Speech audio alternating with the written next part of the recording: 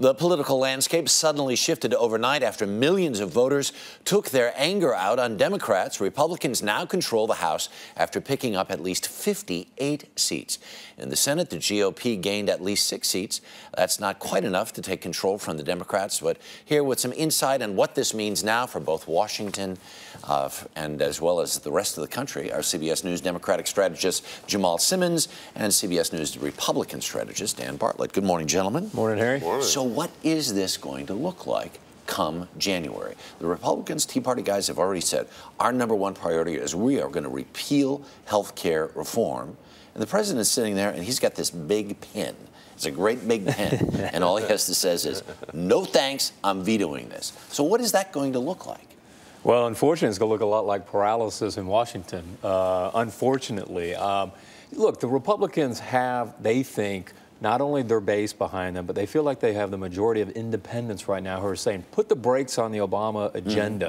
And if that requires them to take some early symbolic votes, they know they're not going to repeal health care. Right. But if they want to take some early votes, which may put some of these senators over there who are going to be up the next cycle on the on public record once again voting in favor of health care reform. So there's a lot of politics still at play. If the Democrats feel this wind of change that's blowing out there, will any Democrats flow closer to the middle? Will they say, you know what, maybe we made a mistake with this? Maybe they'll get along with their Republican counterparts and say, this health care thing was a mistake. Well, I don't expect rose petals to come falling from the sky of the House anytime soon. Everyone's getting along. But in fact, in the House, you're probably left with a little bit more of a harder core liberal House than you had yesterday. Right.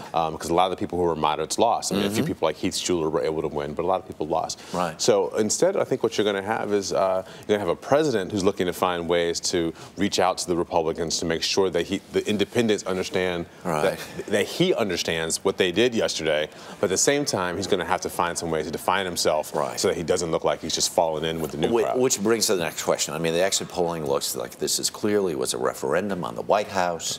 And if you're in the White House this morning, it's interesting because I was texting back and forth with some people there last night. And my question was, well, what lesson?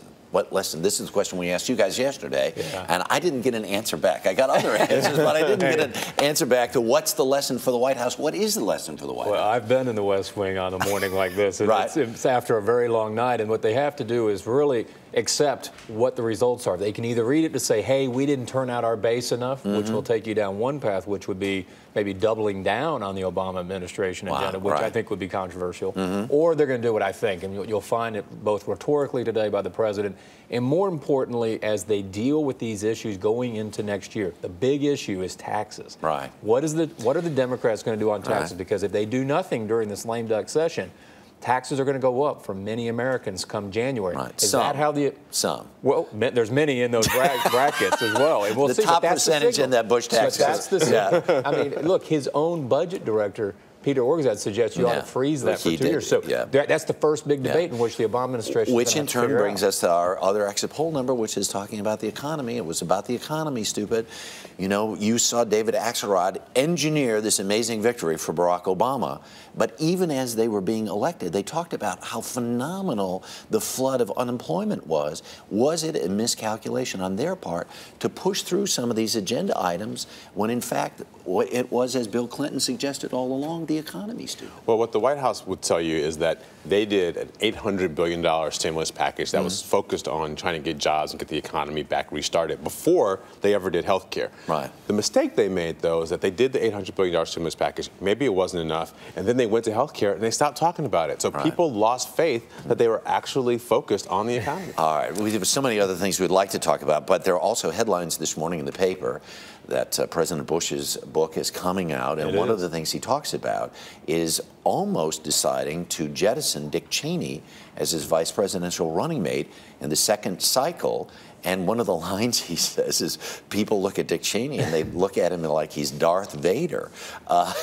Were you aware that this was going on? Yeah. And it's an interesting gesture on behalf of Vice President Cheney when he went to the president to say, hey, I recognize you can dump me if you want. I mean, he, in some respects, the vice president took pride in the fact that he was taking a lot of the arrows on behalf of the president, but understood and had the self-awareness to say, hey, if you think I'm a liability going in to this next election cycle, president thought about it. We discussed it with some of his aides and felt like no, and for the reasons that he'll explain in the book next week, which I'm not going to get in front of, he'll explain why that wasn't the case and why he kept Dick Cheney as his running mate. You never did, and you still won't. All right, Dan Bartlett, thank you very much. Jamal, appreciate it very much, too. Jamal.